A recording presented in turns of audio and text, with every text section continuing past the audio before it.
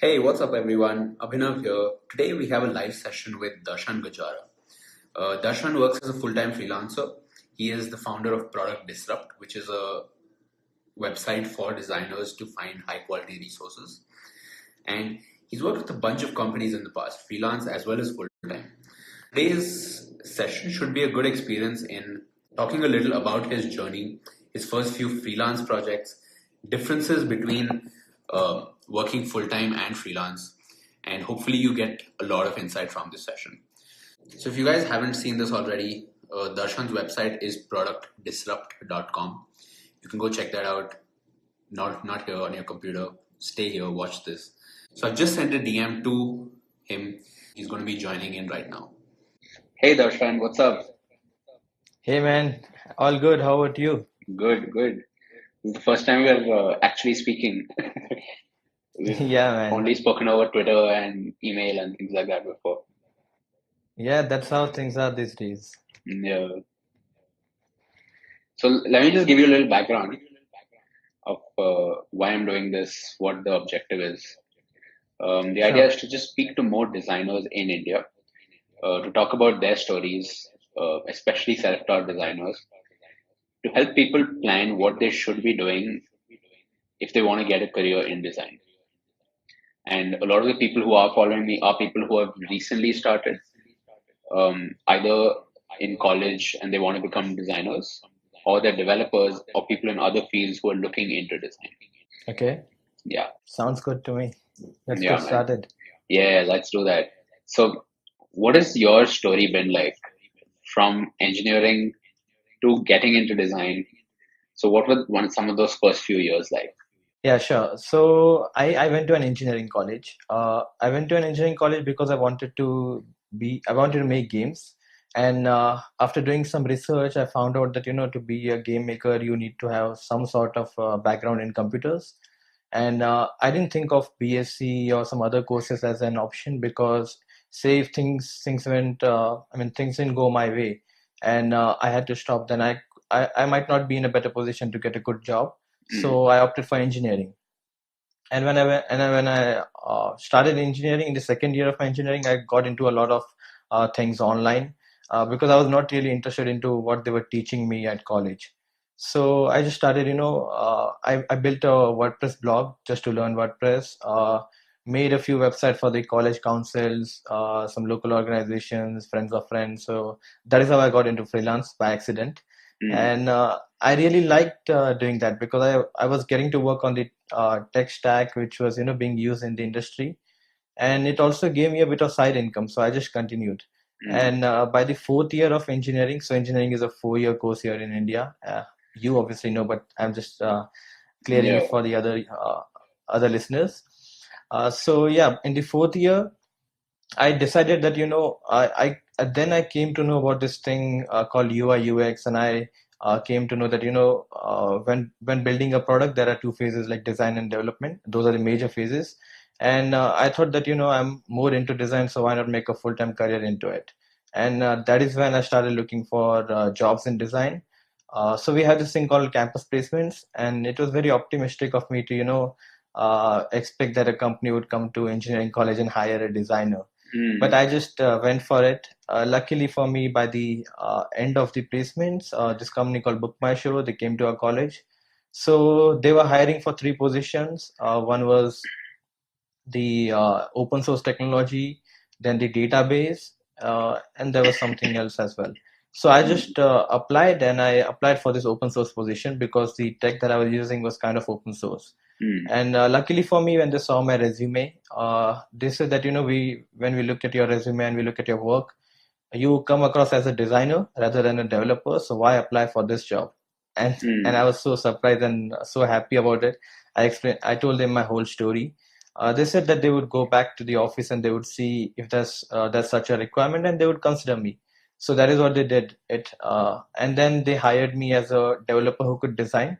mm, But during that time, BookMyShow was going through this complete revamp, and they had a lot of design requirements. mm, So they kind of experimented with me with a lot of different roles. So initially, I designed stickers, I did print design, I made banners and brochures, so graphic design. and I also did some product design projects, and it was something that I ultimately wanted to get into. And since I did good in product design, they then shifted me to the product design team, and that is how the journey began. Got it. Awesome. So your first job into design was at BookMyShow. How long were you there? I was there for about a year, I think 11 months to be Okay. specific. And what were some of your main learnings working there with the team for the first time? I would say, I mean, I kind of learned that, how people collaborate and Mm. how you can, I mean, different people have different skill sets. So just trying to learn through them. And you need to understand that it was my first job. So I Mm. was just, in a mode of learning. I was just trying to grasp whatever I could, just trying to learn from the people who were doing better than me. Mm. And yeah, that was the key learning. And initially my learning curve was exponential. I was learning a lot because it Yeah. was a lot for me to learn. And then later on I discovered that I realized that it's just gone straight. I'm not learning anything more now, so time to switch. So that Mm. is when I made the move and joined Wishberry as a product design lead. Mm. Nice. And the next thing that you did at Wishberry, can you tell me some of the stuff that you built while you were there? Yeah, sure. So Wishberry is a crowdfunding platform for creatives in India, and they are a very small team. I think the total strength of the company is somewhere around 11 or 12, Mm. and they hired me as a designer who was supposed to lead the product. So my job was to collaborate with the business people, the founders, get to understand their requirements, do some research, Mm. go back to the desk and make wireframes. After that, once the wireframes are approved, a lot of collaboration happens during the wireframing phase. After that, convert it into UI, Mm. do prototyping, collaborate with the developers, and make it live. So I was working on the main product, so they were going through a complete redesign. Mm. So I was responsible for that, and they were also coming up with this another model like Patreon, Mm. so which was a subscription model. I did some initial concepts for that, but after that I quit the job. Okay, got it. So from the time you started design, how many years till you first started freelancing? Or actually, you probably started somewhere in between as well. I started from freelancing, so from Got the it. very first year. And Mm. even when I was at full-time job, I didn't really stop freelancing because I think of freelancing as the gift that keeps on giving. Because Mm. when you're freelancing, you get to take the ownership. You're directly interacting with the client. The Mm. collaboration is on a much more deeper level than you get to do at a specific position in a job. Yeah. So I just kept on doing that, and yeah. If you remember, what were your first, first two, three freelance projects like? Like, where did you get them? Who were they for? What was the experience like? Uh, I'm not sure if I can remember all the two or three projects, but I Yeah. remember this first project Yeah, because sure. it was the first blood. So there was this. I had then also become active on Twitter, Mm. and to my surprise, there was this soft skills trainer. She's based in Mumbai, so she reached out to me on Twitter. We connected over there, and she was looking to build a website and a blog. And Mm. she was also looking for someone. I mean, she was not looking towards the agency. She was looking for one particular person who would do the entire thing. And while he's doing that, also teach her some of that stuff so that she doesn't have to, come back to the developer or designer to do some improvements because Yeah. she produces a lot of content, so it's important for her to tweak the content, publish Mm. it on the blog. So I also taught her that, and that was my first paid project. And I mean, so we had this first meeting in very a very fancy restaurant, and I obviously couldn't afford that, but she was paying for it. Yeah. And I just thought, initially I thought it was just a meeting where we would discuss what the project requirements are, and that's it. And after the meeting, I think the meeting went on for 1.5 hours. After the meeting, she said that, what would be your charge for this meeting? And you just send me the invoice for this. And I was like, what? Yeah. Are you going to pay me for this meeting? And yeah, so it was very strange. So I kind of learned Mm. from that. And the project went pretty smoothly because I was already using WordPress for my personal blog. So I was kind of, I knew what WordPress was. And I explained her everything. She was very happy with that. Mm. And we extended this project to some other tweaks as well. So that was repetitive work from her. Mm. What would you say is the time in your life when freelance sort of took off for you? Uh, it took off during the during my time at Wishberry, but it was I mean it showed some signs that it might take off, but it actually took off, and I took the plunge and quit the job and went full-time Yeah. freelance. I mean, it was like, I would never recommend anyone to start with freelancing, or just go the freelance way even before you have built an audience for you, or if you have a network. People have to realize that I was doing this for 2 or 3 years before I quit my job and went full-time freelancing. So I already had a network. People kind of knew who I was, and I had a blog. And I always, whenever I work on something, I make a case study about it. So I publish it online, and Yeah. I then cross post it on Behance and Dribble. So I have presence over there, and people discover me from there. So I already had this network. The clients that I was working with, they kind of liked my work, so they wanted to work with me again. So then that became a recurring mode of payment for me, and that is why it wasn't very difficult for me to make that decision, and that is why it worked out. So would you say most of your projects have been through referrals? uh, Not, I mean, I would say it would be a mix of it would be 50-50, because a lot of projects come from referral, and which was 100% initially, but after that, since I started posting online, we call it as personal brands, I started doing that. A lot of clients discovered me through that. There are a few clients who came through LinkedIn, then some came through Behance, some also came through Product Disrupt, and and I think it's the cumulative effect of it. Since I've been doing this stuff on different platforms, once someone finds me on LinkedIn, they're not going to make a decision to reach out to me, or they are not going to. I mean, they won't trust me just because of that. They would then go and research about me, look about me on the other platforms, and then they might kind of make their mind that now we can. This guy seems legitimate, and we can reach out to him. So I would say it's a cumulative effect of that, and so yeah, that is why it's 50-50. 50% referrals and 50% personal branding. I never did outreach. Okay. I mean, I never looked through ads or through job postings, and never reached out and tell them that if you're looking for this work, I can offer you this and that. I never did that, and I don't believe in that. Okay. Let's talk about Product Disrupt now. So once you built the website, it's a website for resources, learning resources for designers. Once you built it, what was your experience like launching this on Product Hunt? What was the whole thing like? Turkey, yeah, he's a maker from Turkey. He's the founder of Panda Network. So you have that Panda extension. So he helped me out with posting that, and it just I mean, it became the product of the day. I got a lot of traction from there, and this community of Product Hunt is just amazing. They don't just look at your product; they also dive into it and start giving you feedback. So people there, they provide a lot of useful feedback, and one person over there said that if there was this newsletter or something that he could subscribe to, and where I would be sending the curated links, then he would be very happy to do that, and also others upvoted it. So I thought that I can actually do that. I just quickly put together a newsletter, and I've been sending this newsletter twice a month for 1.5 years now. And I mean, I'm very much into it, because I'm very passionate about design education, and also the way people perceive education in general. So I just continued with it. And was this sort of your first side project that sort of took off like this? Uh, So yeah, this was first personal side project, but before that I had done some side projects with some friends, which was just during college. We kind of found this broken company.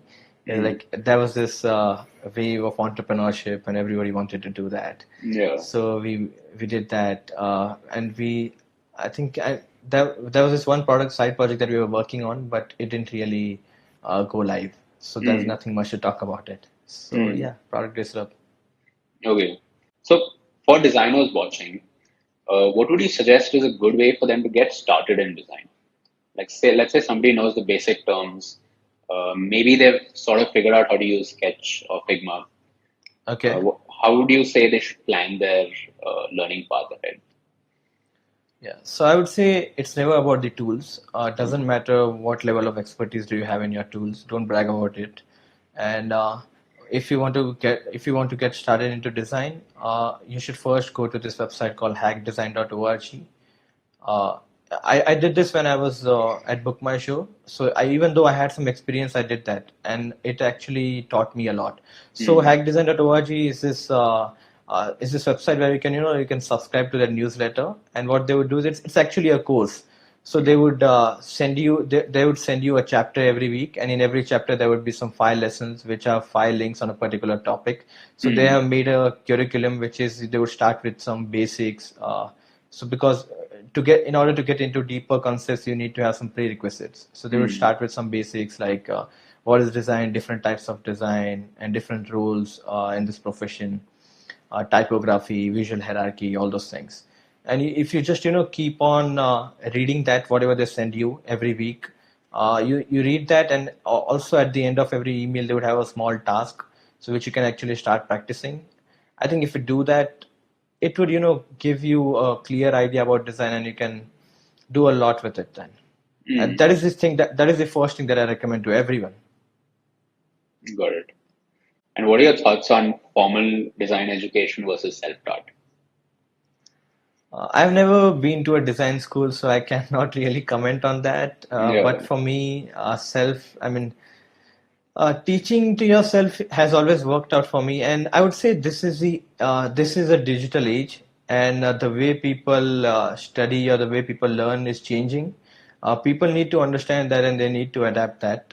Recently I was hearing this podcast by The Future. So Christo, he was saying that even though your parents, they are your parents, so they obviously want good for you, Yeah. but they don't understand what you do, and they don't understand this age. They Mm. cannot get their head around Snapchat or Instagram or these apps. So they are not going to be the right person who would guide you through guide you about education or tell you what you should pursue. So you should not rely on them for that. You should look at the people who are doing good in the industry. Look at best of the best. Make them your mentor. Mm. When I say make them your mentor, it doesn't mean that you have to be in their present, be around them, or keep on continuously chatting with them. They are busy people; they won't be able to do that. But there are people who would publish their case studies. They would write newsletter. They would share their process. They would share their stories. You just learn through that. Just try to absorb what they are saying, and just try to implement that into your process. And slowly, once you start doing that, you would keep on refining, and you would become a better designer. So that is I would say that is the ideal way to learn something in this age, Mm. Mm. because people have forgot this value of mentorship and apprenticeship.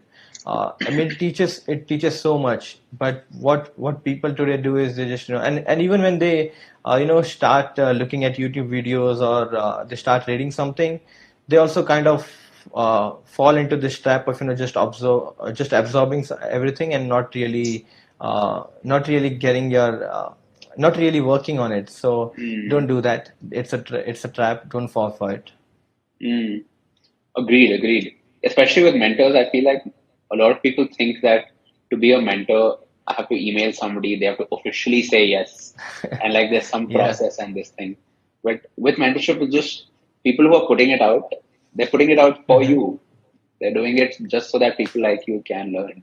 And I think, Exactly, and they are not people who would have a secret agenda, or they are not some secret agent. They are not doing it. It's not fake news, or it's not content that is trying to lure you into something. They are doing it for a cause. They believe in this kind of education. They just want the community to learn and grow with them. People like Rama and Sapta, they have been doing so much for the community. You have been mm, making YouTube videos. So there are people like you, there are people like Van Schneider and Paul Jarvis. mm, You just follow them, just try to learn from what they are doing, and you already have a best mentor. mm. In fact, if you look at designers who are self-taught and designers who went formally for education, a lot of times the self-taught designers are putting out so much content. because they know Yeah, this is important. This is what helped them get here, and it's important for everybody else. exactly. Yeah. And this is how you build a personal brand, because I believe that when I mean the traditional way of progressing through your career was working at a company, Mm. making friends over there, or maybe I mean I don't know whether this is the right place to say this thing, but it's like tu meri khuja मैं तेरी खुजाता हूँ. Mm. So they just, they're just licking asses, and I mean that was the traditional way.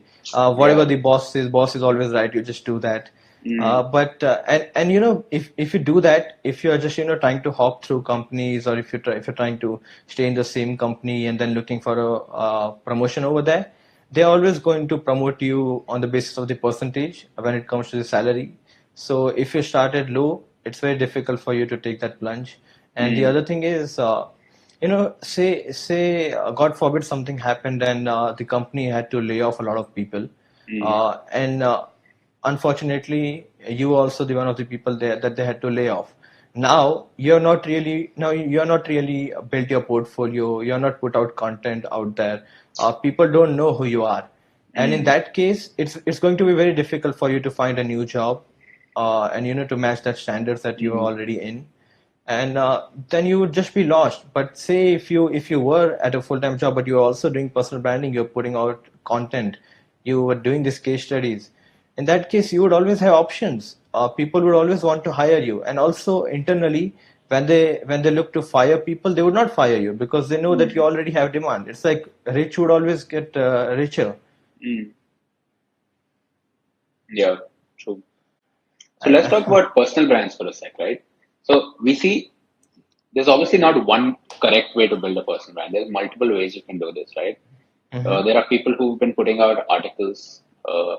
I'm trying video Yeah, now. We've all, some people are very active on Dribble, and that's their yeah. main thing. Johnny Vino. Johnny Vino, yeah. In fact, Yeah, a lot of the housing designers as well, Rama, Sapta, yeah. we've all seen their work on Dribble. They're a huge source of inspiration. Now, Mhm. I think when a beginner looks at this, they're like, okay, how do I start? They're like, okay, I'm not as good as them. How can I start putting out content? And a lot of times, this is what holds people back from sharing, where they feel like I have to at least put in a few years of work before I'm good enough. So, what is some advice Mhm. you would give to people who think that way? So, firstly, perfection is your enemy. Just, throw that out of the window. And second thing is, it's important that you start. It's not really important how you start. So once you start, you get feedback from the people. You would start making connections. Then you would slowly refine it. It's similar to a design process. Once you start, you keep on refining it. So that is how you do it. It's important for you to do it, and it's high Mm. time that you realize that this. If you don't do this, sometime you might become obsolete. Mm. That's true. In fact, So another just thing, go out there and do yeah. it. Whatever works for you. I mean, it doesn't matter if it's written or if it's visual. Just do it. Mm. In fact, another very interesting way to think about it, when somebody who's an expert starts teaching, they forget what the problems were for beginners. Yeah, Oftentimes, so a yeah, lot of times, even if you're at a stage where you're starting out, there's always people who've been doing it for lesser time than you have, or people who need your perspective specifically and not an expert's perspective. So I feel like at every okay. level, sharing is a very good thing. It will help somebody, and the people who we think are experts in the field don't really Hmm. have like a badge which says expert. They're just the people who put Yeah, out stuff the most. And that's exactly. who comes to mind when you think about, okay, design in India, who's doing this? You think about people who put out content. Yeah. And this aligns perfectly with the ideology that I've abided my life by, which is Mm. consistency outweighs talent. Because if you have talent, it would obviously give you a head start. Mm. You might be in a better position when you begin, but if you don't put work into it, if you're not consistent at it, you're not really going to go anywhere. Mm. So just keep on doing that stuff and keep on making it good. It's like when you're a maker, you have to have that shipping mentality. You Mm. have to ship products, you have to ship changes. Don't just keep on perfecting that 1 pixel, making, don't be a pixel pusher, be a product pusher. Yeah, yeah. So, what would you say is what is your criteria for picking side projects? Let's say you have something new. How do you measure Mm-hmm. impact when it comes to side projects? What are things that interest you? So I would say I don't really have a criteria for picking a side project, and Mm, I don't think that can be a criteria for me because side project is something that you do just out of passion or out of mm, curiosity, just because you want to do it.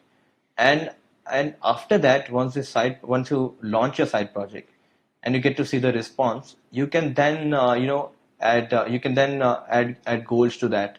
You can then mm, start measuring the impact, and you can see how it was beneficial to your primary work function, mm, and that is how you keep on building on that. But I would say you don't need to have a reason to start it, or there should not be a criteria, because mm, side projects are in a way a silly thing to do, right? Because I mean you do those things in your side project which your primary job doesn't allow you, or which you wouldn't take the risk in doing into your primary job. So yeah, that is how the side project should be. It should just be silly. After that, mm, you just go with the flow. I would just give you this one example about product disrupt. So mm, my agenda was to make this resources available for other people, because I just wanted to cut through noise. A lot of people are creating a lot of stuff, but then when someone wanted to have that one source of truth, it was very difficult for them to have that. mm, And people who believed in me, people who saw that people who thought that I might be doing some good work, they would obviously go through my recommendation.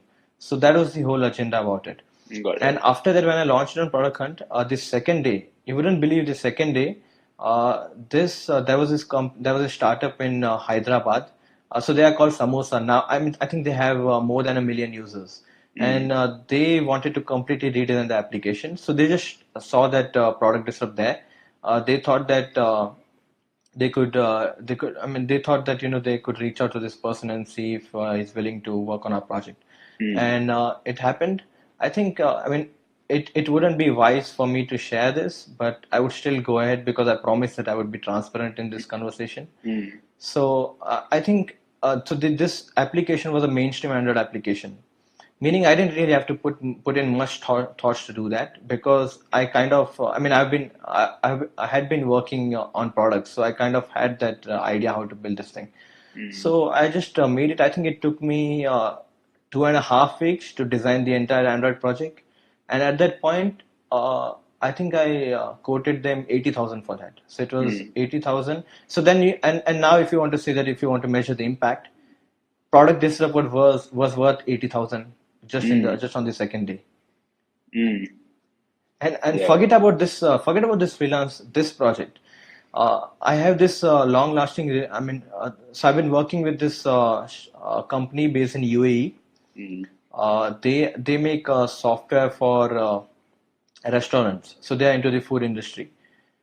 They saw me they discovered me on LinkedIn, mm, and it was product disrupt that made them click, and they decided mm, that they would reach out to me. It's been 1.5 year that I've been working with them, and mm, this project has been the best project of my life, because I got to work on the dark interface for the first time. I designed application for tablet. I did I went to UAE and did user research with a lot of restaurants, actually got mm, to talk to them, see how the kitchen environment is, how the people are using it, have interviews with them, and actually get to see how much this product mattered to them. mm, So, and I also designed an application for TV, and this is all new for me. mm. See, side projects are impactful after Yeah, all. yeah. True, true. So there are definite benefits to doing side projects. It helps Yeah. that it shows that you're motivated. It puts your Yes. name out there. People start discovering it. Like, Yes. like if you launch something on Product Hunt, 500 to 1,000 upwards, that's at least 100,000 people who see your work, Exactly. right? So definite benefits. But what about this, right? I face this a lot with the side projects I do, which is Okay. I do something, it does really well. I'm like, oh fuck, this is Okay. great. 2 months later, I'm like, okay, like it did well last time. Why not I just do a new thing that will do better? Because the Okay. old thing would have stagnated by then. Hmm. So very interestingly, UIsources.com launched this few months back. It's stagnant now, and the reason it's stagnant is because I started YouTube. So from that, YouTube is my side project now, and I know, of course, it's running. I'll give it back, sometime later in the future. But how do Okay. you decide? You know that the next side project you do can be even bigger. So why work on your old one? Why not do a new one? Uh, I I don't think that I have a proper answer to this. It's like, Mm. when you get into a relationship, things are going good with your girlfriend in the beginning. Yeah, yeah, After yeah. that, and then there are going to be, there's this famous meme that goes around the internet. There's this guy holding the hand of this holding hand of his girlfriend, and there's this another pretty lady. She just Mm. walks by and he's looking at that. So it's Yeah. like there are going to be pretty people around you. That you Mm. are going to have a lot of fresh ideas. Technology keeps on evolving. You might get your priorities might shift. You might be interested in something else, and you might pick that up. And there's not a a single answer to it that this is the moment that you decide that you want to stay. It's like and I would say it's like making the decision of settling, getting Mm. married. So that is exactly what you True. do with your product. You get Mm. married to it, and then you just keep on building on it. You work on the growth of it, Mm. and yeah, that is how it goes. It's very difficult to decide on that. I mean, I have been facing that problem as well. I have around 4 or 5 side project ideas in my notes. I always look at them, and I mean, they just they kind of tell me that हम भी है इधर, हम पे भी थोड़ा ध्यान Mm. दे ले. And but I don't do that. I just keep on working on product disrupt. So I would say because I have major goals for product disrupt now. I want to Mm. in the future I want to make it like a platform for collaboration, because I see that on platforms like Beyonce and Dribble, you get comments like nice color, a nice Mm. font, and they're just shouting, they're just screaming that come and check my profile. And the Mm. real collaboration is not really happening. Product disrupt is able to achieve that on some level, but I Mm. think that if there would be a platform where you would put out stuff, and I mean, you'd give a proper description to it, you'd provide proper context, Mm. because nothing matters if there's no context. And there would be people who want to collaborate or just want to provide their thoughts. A lot of Facebook groups are doing that, and it's working well Mm. for them. So if I can make it into a platform where this could happen, then I would be, yeah, that is my long-term goal for it. Mm. So I'm not. That is why that is this one thing that is keeping me glued with this project. Mm. So, what is your time split right now? Do you 100% dedicate your time to freelance projects, or are you thinking about, making it 50-50 at some point? 50-50 meaning splitting it with the full-time job, or what? So, a mix of freelance as well as time to work on your personal projects with like more effort. I would say it's currently it's 70-30. Mm. So most of my weeks are spent on working the freelance projects, Mm. and when I get some time, I mean, when I'm working on freelance projects, and it's a collaborative thing. So Mm. sometimes I have to wait for the feedback on something that I've designed. Mm. So I get that extra time. So sometimes during the week I can work on my side project, and Mm. I can obviously work on it on weekends. So it's a 70-30 split, and I think I would keep it I would keep it like that for some time. Mm. Because now my goals right now is I'm also very much into traveling. In fact, I travel quite a lot. Mm. And that was also one of the major reasons major reasons that I quit my job, because I wanted to have that flexibility in time. So yeah, and whenever I get a lot of free time, I mean, I think I take a major trip every 3 months, which Mm. is for 14 or 15 days, and that requires a lot of time. So that is how I'm going to keep it for at least 2 or 3 years, Mm. because I think my body can take it now. Later, I don't know. Mm. So let's talk about that now. Let's talk about working remotely and traveling.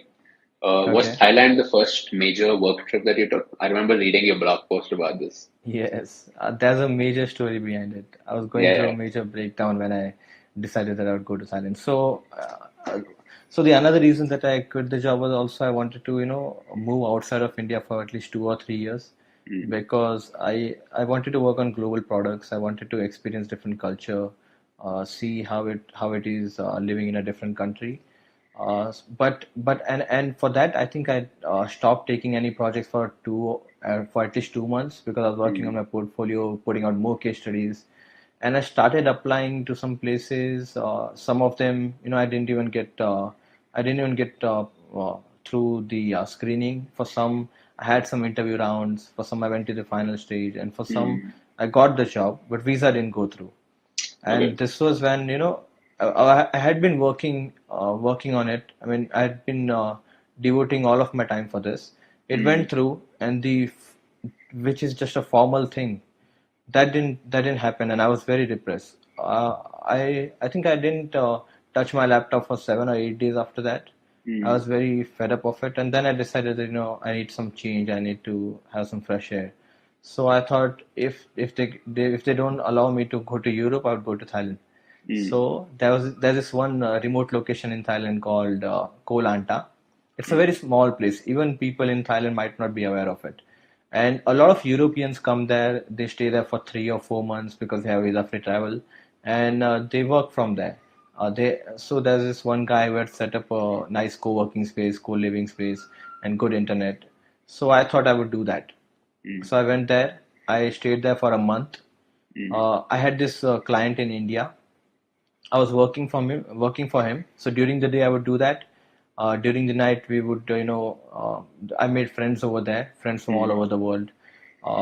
I used to have there used to be communal lunches and dinners and all those things. Mm. And during the weekends I got to explore the island, and it's such a beautiful place. Mm. I did that, and then and the stories that I got to hear from these people, I thought that we as Indians, we always live in our own bubble, and we think that whatever problems that we are facing is the end of the world.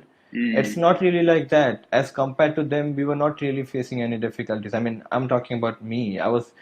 It was just a small setback for me, and I was still so depressed about it. But so yeah, it opened my eyes, and it kind of changed my perspective towards life. So I owe a Mm. lot to that trip. Mm. And what are some other trips you've taken since then or are planning for the future?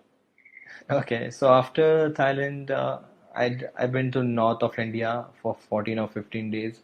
I also wrote a story about it. So whenever I go on a trip, I come back. I like to write and Mm. tell stories about it, and also upload pictures on Unsplash for you to use it for free in your next big project.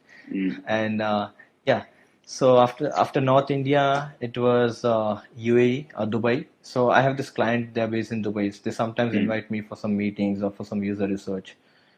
So I've been to Dubai twice because of work, and I'd also been to south of India, which is Kochi. Mm. So that was also for work. So they also have an office there.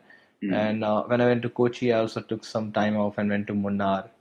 Mm. I've been to other places I mean, places that I've been before. That is why I don't talk much about it, which is Mm. Goa and Pune and all those nearby places. And now I'm thinking of going to Europe, but I Mm. have this, love-hate relationship with them because they have rejected my visa twice. Yeah. So now I'm preparing all the documents, and I just want to make the application foolproof. And Rama is helping me out Mm. with it because Rama is a pro traveler. He knows everything Yeah. about visas. So I hope it goes through. Mm. Awesome. Have you ever considered making YouTube videos? I have considered, people have been pushing me to do that, but Yeah. I've never tried video editing, and Mm. I think I'm also a little camera shy. Mm. I'm not really shy when I talk to people in person, but when I'm in front of camera, then I kind of it's not a thing for me yet. Mm. So yeah, I would say, but and I also want to start a podcast. So Mm. I would say that if I find a collaborator who would help me out with the editing stuff and I can Mm. produce content, then I would make it happen. So Mm. people out there who want to help me out with it, yeah, here's Mm. a chance. Because in fact, what I think about between podcast and video is they both Hmm. take an equal amount of time to edit and to prepare for and to actually create. But Yeah. I feel like with video, it's just so much more immersive, and especially with Hmm. your lifestyle, freelancing, building side projects, Okay. traveling around the world. I feel like that is something a lot of people would want to see, and Yeah. like like to people who are watching, comment if you want Darshan to make videos. Let's see some feedback here. And Okay. because I feel like I was very camera shy as well. For me, what Okay. it took was just doing one or two takes. I, in fact, even bought a camera that flips out so I can look at my own face while recording. Because Smart. after I would watch it later, I would be like, "Oh, why is my face doing this? This looks weird." But did that once, twice, and then it was all good. And I would want to see a lot more Indian designers doing videos because I feel like You you can know, form such a connection with people. yeah, in a way, you have actually inspired me a lot about, I mean, I've been thinking about videos, but when I see your content, I mean, I know that you started off with making products, and you also used to do a lot of, you used to write, but you Mm, never got into video. But now I see that you are doing videos, so it kind of makes me feel that, if you can do it, maybe even I can do it. mm, But I don't know whether I have the whether it's the right time for me to do it. I'm just mm. not really sure about that. Yeah, So that's sure. stopping me. There are people who do stuff like, I mean, they make videos and they also convert it into podcast because I mean there's Mm, a split in audiences because definitely. people who want to listen to podcast, they would only listen to podcast because they listen to it when they're commuting or when they're working, so they don't really want to see it. And also Mm, podcast helps you in taking notes because when you're true. watching a video, it's difficult for you to take notes, but when you're listening to a podcast, you have your hands free, you would quickly take notes. So there are people who would just do that. Mm, So people like you, I mean, this is what I've been trying to suggest you as well. That mm, it's good that you are doing video, but you can also just convert this stream into an audio source and make it as a podcast as well. I mean, mm, I definitely would listen to your podcast and watch videos. I'm that kind mm. of person. Yeah, yeah. No, I think that's a really good strategy because if you make videos, I think this is what Gary Vee is doing as well. So Yeah, he makes he's the his king one of it. vlog and then he just redistributes it everywhere and like massive Yeah, reach because of that. exactly.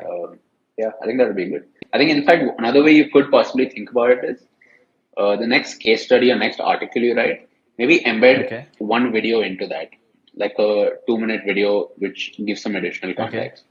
Because I think that might make it easier for you since you've already made the Hmm. content for text form, and this will give you views because the people who read the article will then also watch the video. Yeah, I think I should. I mean, I would definitely reach out to you again after this Mm, call and get some tips just to get started with editing because I'm concerned mm, about that. yeah. I mean, I think I can record it, but the editing part would be difficult for me. So if there are Mm, some some things to just get me started, then yeah. that would be very helpful. So in fact, like Rahul Bhosle, Saptarshi Rama, they're like pros at After Effects, right? Yeah. And I'm like, you guys should do it at the very least, start making videos. But like, I don't know Hmm. After Effects at all. So far, all my editing just happens in iMovie. And Okay. iMovie is like super easy to work with. Like, if you work with Sketch, iMovie is just Hmm. as easy. Great. Yeah, yeah. In fact, you should read the comments right now. Just scroll up. A lot of Yeah, I people mean, giving it's difficult suggestions for and me to, ideas. yeah, but it's difficult for me to read comments. I have this vision disease that doesn't allow me to read text with low contrast and Okay. with low font sizes, and that Mm, also makes me. I mean, it's an incurable disease. I can't really find a cure for it because it's a retinal disease. mm, But it also makes me a good automatic filter for accessibility. true. It just takes me one look to, I can just take a look at the website and say if it's accessible or not because of the Mm. diseases. So I'll tell you a few here. So there's Okay. about 10 people who've said yes, yes, totally, yes, for sure. There's some people who say, I would love to help with editing. They'll Okay. reach out to you, they'll DM you. A lot of people suggest vlogging, which is videos, but with a low investment in making it. Yeah, Like low understood. editing, just speaking into the thing. Okay. Yeah, but I guess with videos, it's just a matter of like experimentation, finding that thing that uh, works for you. Yeah, so that's the key takeaway for me from this conversation. Start making Yeah. videos. Mm. And in fact, I feel like when you look at design YouTube, there's a lot of tutorials. Like there's Yeah. people who will teach you Sketch, Figma, XD, any software. Mm-hmm. But beyond that, I feel like people want to see the other side of the screen. They want to see the Yeah. lifestyle of what it takes to be a designer. They want to see like the mindset of why do people do certain things. And yeah, I feel like that's missing. Like YouTube as the world's second largest search engine. A lot Okay. of people directly search on YouTube. I feel like that is one major area that I think is missing. Yeah. And Yeah, especially when you talk about India, there are people true, out there who are doing this thing, but India, not really. true. Yeah. So somebody has this interesting question here, which is Okay. in 2019, is it still a good idea to start a blog? Because, I mean, of course, they have some reasons behind it, but I'll expand on this, which is Okay. blogs have been around forever. They're like the classic thing of the web. Mm-hmm. But as more people write blogs, I feel like maybe there's more noise as well. It's easier to write blogs. Would you suggest Okay. people explore other mediums? Do you think that's I an would interesting say, idea? yeah, I would say they should definitely do it because I mean now is the right time to do that because people are, they need quality content. As you said, there's a lot of noise, but if you write quality piece of article, then it just cuts through noise. And Mm, this you can see through, you just look at Medium's pricing plan. mm, Medium has a subscription plan now. So if you want to read quality content, you have to pay them a monthly fee, mm, which directly I mean, Medium has the largest viewership in terms of publishing platforms, right? mm, And this directly shows you that people are willing to pay it because the pricing model runs on that. So if you create quality content, it's gonna work. And it's like, whenever this new platforms would emerge, it would always distribute the audience and not really kill it. It's like, mm, people always had this. In fact, I was having this conversation with a friend of mine, Varenya, in the morning. So it was, I mean, Varun and Malik. So I said that when different platforms came, like when there was radio and after that TV came, people thought that people might just stop listening to radio, and they mm, would just watch TV. After that, the digital came. I mean, and there's also print media. So people thought that if there's digital, then people would stop watching TV, but it never really happens. You can see the stats. People who are listening to radio, they are still going to listen to radio. mm, This RPME has this Man Ki Baat thing on radio, and it's such a brilliant idea because everybody has the access to radio. mm. Everybody might not have the access to TV. Like say True. people on the borders or people on very remote areas, they still listen to radio. So if you Mm, talk on radio, you can directly cut through the noise and you can directly reach to them. mm, Similarly with the other platforms, if you want to reach to household audience, like if your target audience is aunties and their kids, because whatever mm, the auntie is going to watch, the kid is also going to watch the same thing, and they have the control of the remote. So in that case, you'll have to create content for TV. If your mm, audience is a digital audience, if you're making digital products, you have to make content for digital.